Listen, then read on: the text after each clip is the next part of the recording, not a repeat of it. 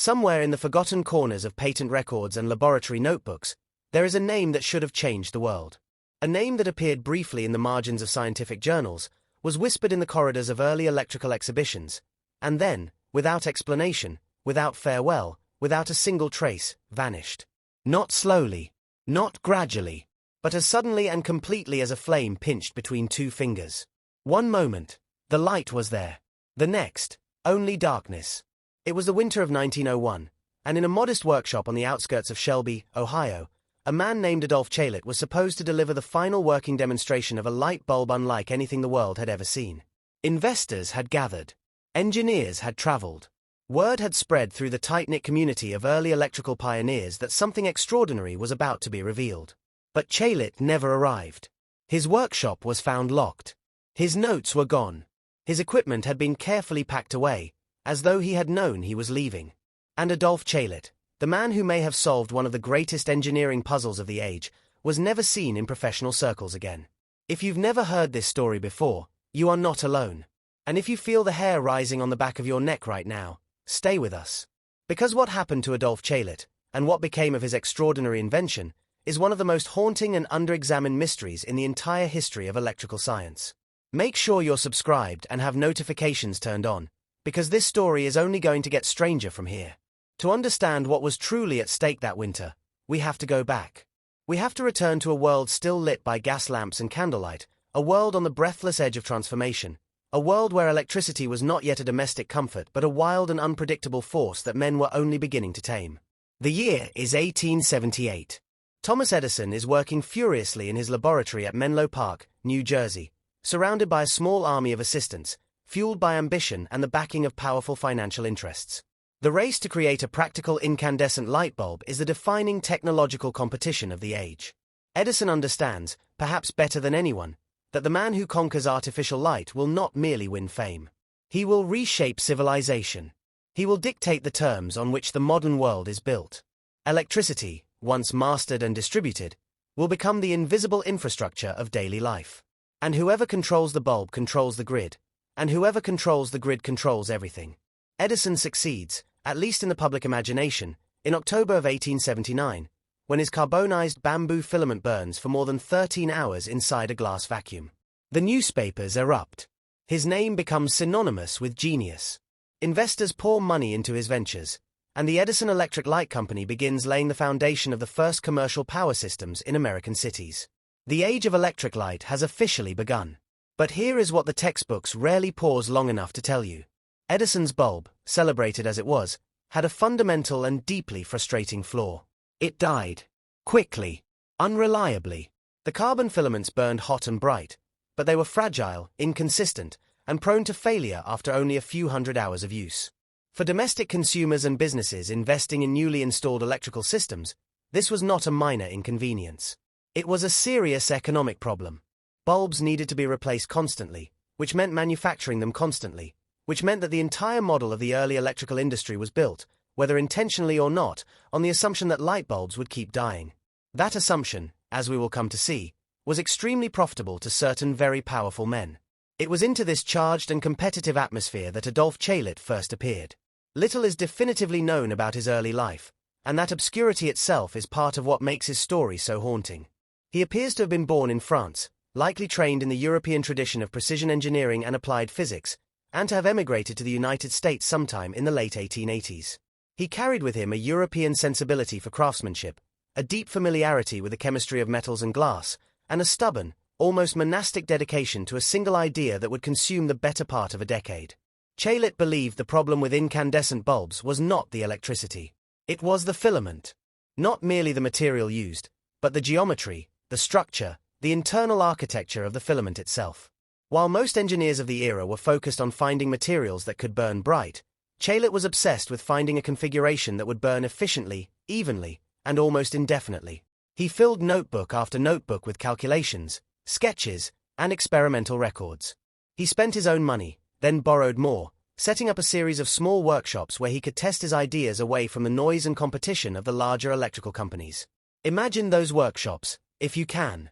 The smell of solder and hot glass in a low-ceilinged room lit only by the experimental glow of early bulb prototypes. The sound of hand-wound coils and the faint electrical hum of a battery bank charging in the corner. Chalet working through the night, adjusting a filament by fractions of a millimeter, logging the results in careful columns, his breath visible in the cold air of an Ohio winter. This was not the grand laboratory of Edison, staffed with dozens of assistants and backed by Wall Street. This was one man, alone with his conviction, working in the quiet and the cold towards something he absolutely believed was possible. And then, sometime around 1895, something changed in his notebooks. The calculations became more confident. The experimental results began clustering around numbers that defied everything the industry believed about filament degradation. Chalet had developed a carbon filament of unusual composite structure, wound in a specific helical geometry that distributed heat so evenly across the filament surface that the microscopic hotspots responsible for premature burnout were effectively eliminated. He had not merely extended the life of his bulbs. He had, by the measurements he was recording, built something that appeared capable of burning for thousands of hours continuously without significant degradation.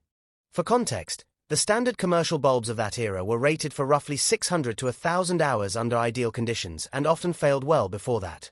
Chalet's experimental bulbs, according to his surviving records, were logging test durations that stretched beyond 10,000 hours. Some accounts suggest even longer. The filament, rather than thinning and fracturing as conventional bulbs did, appeared to reach a kind of thermal equilibrium and simply continue burning. Stable, steady, enduring. If you want to understand just how revolutionary this would have been, consider this. The early electrical industry in the United States was, by the mid-1890s, a gigantic and rapidly expanding economic machine. Power stations were being built in cities across the country. Electrical wiring was being installed in factories, hotels, office buildings, and the homes of the wealthy. Every one of those buildings needed light bulbs. And those light bulbs needed to be replaced regularly. The manufacturing and distribution of replacement bulbs was an enormous and lucrative business. A bulb that never died, or that lasted 10 times longer than anything currently available, would not simply disrupt that business. It would devastate it. Chalet, to his credit or perhaps to his eventual misfortune, seems to have understood this. His notebooks from this period contain a number of entries that read less like engineering observations and more like a man cautiously calculating not just what he had built but what it meant to have built it. He was not naive.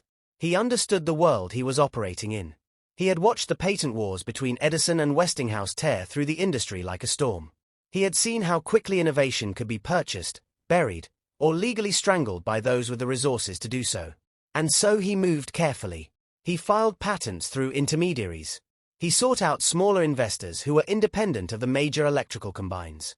He gave quiet demonstrations to select engineers whose opinions he trusted, men who came away from those sessions shaking their heads in disbelief and scribbling enthusiastic letters to their colleagues. The word began to spread through certain circles that Chalet had done something extraordinary.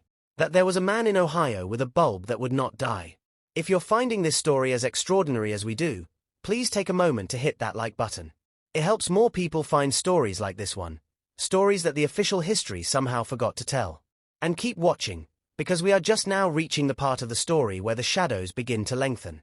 By 1899, Chalet's work had attracted enough serious attention that he was approached by the Shelby Electric Company, a mid-sized manufacturer of incandescent bulbs based in Ohio. The company had carved out a respectable position in the market but was perpetually squeezed between the enormous purchasing power of Edison's consolidated interests on one side and the aggressive pricing of newer competitors on the other. Shelby's directors saw in Chalet's invention a potential lifeline. A differentiating product so superior that it could elevate the company from regional player to national leader overnight. The arrangement that followed was complicated, and the surviving records are frustratingly incomplete, but what appears to have happened is this. Chalet entered into an agreement with Shelby to develop a commercial version of his long-life bulb for mass production. He was given a proper workshop, access to better equipment, a small team of glassblowers and technicians, and a modest salary. In exchange, Shelby would hold a share of the commercial rights to the final product. It seemed, on the surface, like the partnership Chalet had been working toward for years. A chance to bring his invention into the world. What happened inside that workshop over the next 2 years is one of the great lost chapters of American technological history. The physical evidence is fragmentary. A handful of patents, some filed under Chalet's name and some under the company's, record elements of the bulb's construction in the careful, deliberately obscure language that patent attorneys of the era favored. A small number of surviving correspondence letters, exchanged between Shelby executives and outside investors, hint at both the excitement around the project and the growing external pressure the company was experiencing. And then there are the test bulbs themselves, or rather the legend of them. It is said, and this is corroborated by more than one independent account from the period, that among the bulbs Caylett produced during his time at Shelby, there were examples placed on continuous burn tests that were still glowing years later. Not months. Years. Burning steadily in a back room of the workshop while the world outside argued about whether such a thing was even theoretically possible. One of these bulbs, according to a tantalizing reference in a Shelby internal document dated 1902, had been burning uninterrupted for more than 2.5 years at the time of the writing. Think about what you are hearing. A light bulb, hand-built in a small workshop in Ohio, burning continuously for more than 2 years. In an era when the brightest minds in the electrical industry considered a 1,000-hour bulb an achievement worth celebrating. And now, here is where the story turns dark. Sometime in 1900, the competitive landscape of the American electrical industry underwent a quiet but seismic shift. General Electric, the industrial giant formed from the merger of Edison's companies and several rivals, had been consolidating its grip on the market through a combination of patent control, aggressive pricing, and the strategic acquisition of smaller competitors. It is not difficult to imagine how the news of Caylett's work at Shelby would have reached the ears of those who monitored the industry for precisely this kind of disruptive threat. It is equally not difficult to imagine how such news would have been received. What we know, from the documentary record, is that in 1901 the Shelby Electric Company began experiencing extraordinary financial pressure. Key contracts were not renewed. Credit lines tightened. The boardroom conversations, reflected in the few surviving letters from this period, shifted from the excitement of Caylett's breakthrough to the desperate pragmatics of corporate survival. And somewhere in the middle of all this, Adolphe Caylett packed his notebooks and disappeared. The timing is almost impossible to regard as coincidence, and yet no definitive evidence of corporate sabotage, intimidation, or coercion has ever been produced. No letter has surfaced in which a General Electric executive orders the suppression of Caylett's work. No credible testimony from a witness to deliberate interference has ever been recorded. What exists is only the absence. The locked workshop. The missing notes. The man who vanished. And, decades later, the extraordinary footnote that the Shelby Electric Company's assets were eventually absorbed into the broader General Electric supply chain, and that the remarkable long-life bulb Adolphe Caylett had spent a decade building was never commercially produced. The story does not end there, though the man himself may have. Because Caylett's ghost, it turns out, lingered in the industry for years after his disappearance.